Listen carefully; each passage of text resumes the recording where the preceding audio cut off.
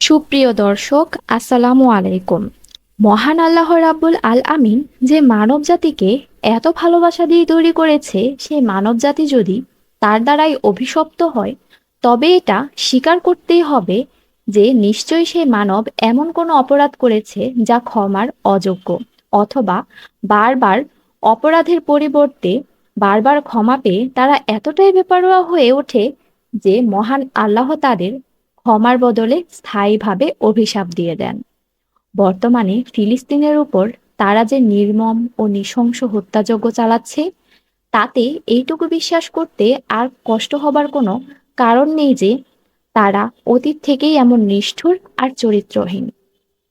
বনি ইসরাইল বা ইহুদি জাতি অভিশপ্ত হওয়ার 10টি কারণ তুলে ধরা হয়েছে সূরা নিসার 155 থেকে 161 আয়াতে। মূলত অনেক দিনের নানা রকম অপকর্মের কারণে তাদের অভিশাপ দেওয়া হয়, যার ভেতর প্রথম কারণ ছিল ব্যাপক পাপাচার। সুপ্রিয় দর্শক, বর্তমানে ইহুদির দিকে তাকালেই দেখা যায় তারা কোন লেভেলের ভয়াবহ। নিজের স্বার্থে এমন কোনো অপকর্ম নেই যা তারা করতে না পারে।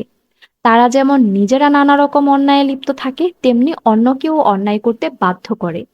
সুপ্রিয় দর্শক, একটা মানুষ যে ধর্মেরই হোক না কেন, সে যেমন নিজের ধর্মকে ভালোবাসে তেমনি অন্যর ধর্মকেও সম্মান করে। কিন্তু বর্তমান সময়ে তারা ফিলিস্তিনে গাজাবাসীর উপর যে নির্মম হত্যাযজ্ঞ চালাচ্ছে তা যে কোনোভাবেই ক্ষমার অযোগ্য। এমনকি ঈদের দিনেও নারী ও শিশুরা তাদের হাত থেকে রেহাই পায়নি। বর্তমান সময়ে ইহুদিদের দেখলে এইটুকু বোঝা যায় তারা সকল প্রকার অন্যায়ে যেমন সিদ্ধহস্ত, তেমনি তারা তাদের কোনো অপরাধের জন্য অনুতপ্ত নয়। এরপর দ্বিতীয় কারণ, আল্লাহর প্রেরিত ধর্ম গ্রহণ করতে মানুষকে বাধা দেওয়া। সুপ্রিয় দর্শক, বনি ইসরাইল বা ইহুদিরা হজরত ইয়াকুব আলাইহিসসালামের বংশোদ্ভূত এবং যাদের হিদায়াতের জন্য মহান আল্লাহ হজরত মুসা আলাইহিসসালামকে পাঠান, যার উপর তওরাত নাজিল হয়।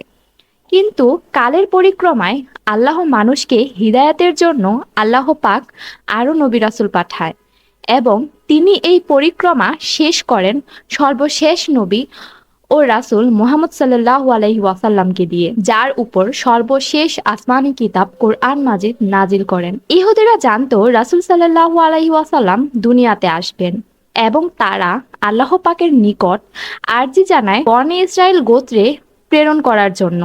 কিন্তু সর্বজ্ঞানী মহান আল্লাহ তাদের প্রতি প্রচণ্ড ক্ষুব্ধ ও বিরক্ত ছিলেন, কারণ তারা অনেক নবীকে হত্যা করেছিল অতীত সময়ে।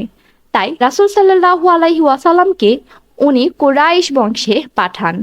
এতে ক্ষুব্ধ হয়ে ইহুদিরা মহান আল্লাহ পাকের সাথে যুদ্ধে লিপ্ত হয়, নাউজুবিল্লাহ, যার ফলস্বরূপ তারা নিজেরা ইসলাম ধর্ম গ্রহণ তো করেই না, উল্টো মানুষকে তারা বাধা প্রদান করে ইসলাম ধর্ম গ্রহণ থেকে বিরত থাকতে।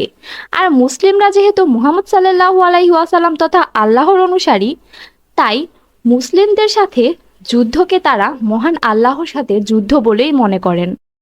এরপর 3 নম্বর কারণ হলো সুদ। মহান আল্লাহ জাকাতকে করেছেন হালাল আর সুদকে করেছেন হারাম, কিন্তু বনি ইসরাইল তথা ইহুদিরা সুদকেই সমাজে প্রতিষ্ঠিত করেছে। সুদের সবচেয়ে বহুল প্রচলিত অবস্থা হলো আধুনিক ব্যাংকিং সিস্টেম। ব্যাংক ব্যবস্থা হলো সুদকে তদন্ত চমৎকারভাবে নিয়ন্ত্রণের মাধ্যম। এর পরের কারণ হলো অন্যের সম্পদ আত্মসাৎ করা। বনি ইসরাইল তথা ইহুদিরা যে অন্যের সম্পদ আত্মসাতে সিদ্ধহস্ত, তা বর্তমানের ফিলিস্তিনের দিকে তাকালেই দেখা যায়। এটা তারা অতীতকাল থেকেই করে আসছে। এর পরের কারণ অঙ্গীকার ভঙ্গ করা। সুপ্রিয় দর্শক, এই অল্প কিছুদিন আগে তারা যুদ্ধরত অবস্থায় ইসলামিক গোষ্ঠী হামাসের সাথে বন্দি বিনিময় চুক্তির মাধ্যমে আপাতত যুদ্ধ বন্ধের ঘোষণা দিয়েও তাদের বন্দীদের মুক্ত করে মুসলিম বন্দীদের মুক্তি না দিয়েই তারা অতর্কিতে আবার হামলা শুরু করে। আর এটাই সৃষ্টির শুরু থেকেই তাদের চরিত্র। আফসোস, এই মুহূর্তে আমাদের একজন হজরত উমর রাদিয়াল্লাহু আনহু এর মতন একজন নেতা, খালিদ বিন ওয়ালিদ রাদিয়াল্লাহু আনহু এর মতন একজন সেনাপতির বড়ই অভাব।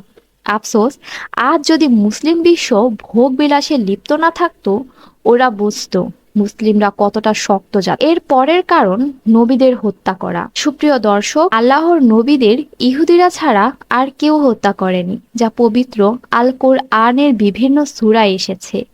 জ্ঞান গরিমা নিয়ে দাম্ভিক ইহুদিরা বলে বেড়াতো তাদের অন্তর ইলম ও জ্ঞানের ভাণ্ডার। নবীদের কথা মিথ্যা। তারা বহু নবী রাসূল সহ অনেক ধর্ম প্রচারককে হত্যা, নির্যাতন ও হত্যা চেষ্টা করে। সূরা মায়েদায় আল্লাহ বলেন, আমি বনী ইসরায়েলের নিকট হতে অঙ্গীকার নিয়ে তাদের নিকট রাসূল প্রেরণ করেছিলাম, কিন্তু যখন রাসূল তাদের নিকট এমন কিছু নিয়ে আসে যা তাদের মনঃপূত নয়, তারা কতককে মিথ্যাবাদী বলে কতককে হত্যা করে। তারা হযরত ইয়াহিয়া আলাইহিস সালাম, হযরত জাকারিয়া আলাইহিস সালাম সহ অনেক নবীকে হত্যা করে। তারা মুহাম্মদ সাল্লাল্লাহু আলাইহি ওয়াসাল্লামকেও 3 বার হত্যা করার চেষ্টা করেন। এর পরের কারণ হলো কুফরি করা। সুপ্রিয় দর্শক, বনী ইসরাইল সম্প্রদায় কুফরি করার মাধ্যমে নানা রকম অন্যায় কাজ হাসিল করে তারা নিজেদের অনেক জ্ঞানী ও মহান আল্লাহ পাকের সমকক্ষ মনে করত। নাউজুবিল্লাহ। তাই তাদের অন্তর আল্লাহ কুফরির দরুন মোহর মেরে দেন, যাতে তারা আর কখনো সত্য আর মিথ্যার পার্থক্য করতে না পারে। হযরত মরিয়ম আলাইহিস সালামের প্রতি মিথ্যা অপবাদ দেওয়া। হযরত মরিয়ম আলাইহিস সালামকে তারা ব্যভিচারিণী ও হযরত ঈসা আলাইহিস সালামকে তারা জারজ সন্তান হিসেবে আখ্যায়িত করেন। নাউজুবিল্লাহ। ইবনে কাসির হতে বর্ণিত, বনী ইসরায়েল সম্প্রদায় হযরত মরিয়ম আলাইহিস সালামকে এই অপবাদ দেয় যে তিনি শ্রাপ চলাকালীন সময়ে ব্যভিচার করেছিলেন। নাউজুবিল্লাহ। যেখানে মহান আল্লাহ পাক মুআজিজা স্বরূপ ঈসা আলাইহিস সালামকে পুরুষ ছাড়াই দুনিয়াতে পাঠান, এটা প্রমাণ করার জন্য যে আল্লাহ চাইলে সব সম্ভব।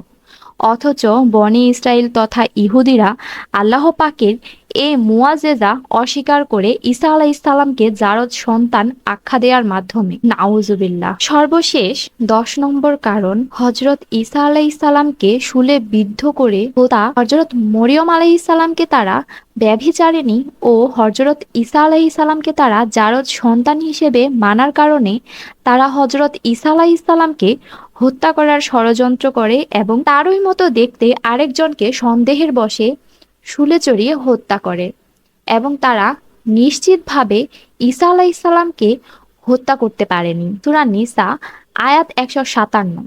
আল্লাহ পাক তাকে আসমানে উঠিয়ে নেন। ঈসা আলাইহিস সালাম ছিলেন ইহুদিদের শেষ নবী ও রাসূল, যার উপর ইনজিল কিতাব নাজিল হয়।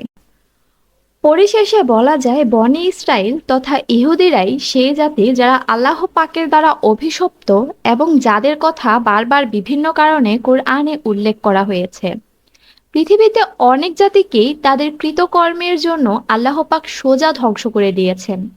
আদ, সামুদ জাতি কিংবা লূত আলাইহিস সালাম এর কওমকে ধ্বংস করলেও একমাত্র ইহুদিদের উপর আল্লাহ পাক এমন লানত দিয়েছেন যে তারা প্রতিবার নতুন করে ধ্বংস হবে, এবং এ যেন দুনিয়াতেই জাহান্নামের শাস্তি। প্রতি 80 বছর পর পর আল্লাহ তাদের উপর যেমন গজব দিয়ে ধ্বংস করে আসছেন, তেমন আবার নতুন করে তাদের একত্রিত করছেন সেই আদিকাল থেকে তাদের গ্রন্থ তালমুদ অনুযায়ী। এ নিয়ে আরেকটা পূর্ণাঙ্গ ভিডিও আপনারা চাইলে দিতে পারি, কমেন্ট করে জানাবেন। সবার জন্য শুভকামনা, ভালো থাকবেন।